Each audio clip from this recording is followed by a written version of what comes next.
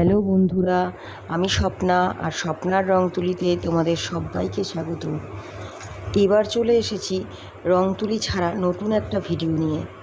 আমি একটা মন্দিরে পুজো দিতে যাব, তাই এই বেলপাতার মালাটা তৈরি করছি।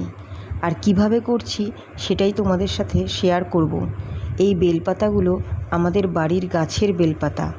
তো যাই হোক, প্রথমে 3টি বেলপাতা নিয়ে দুবার গিট দিয়ে নিলাম। তারপর প্রত্যেকবার 3টি করে বেলপাতা নিয়ে 3টি আঙুলের সাহায্যে হরকা গিট দিয়ে বেলপাতার মালাটা তৈরি করলাম।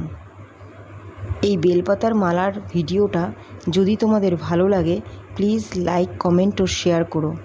তোমরা যদি ভিডিওটা ইউটিউব থেকে দেখো তাহলে প্লিজ চ্যানেলটিকে সাবস্ক্রাইব করো, আর যদি ফেসবুক থেকে দেখো তাহলে প্লিজ পেজটিকে ফলো করো।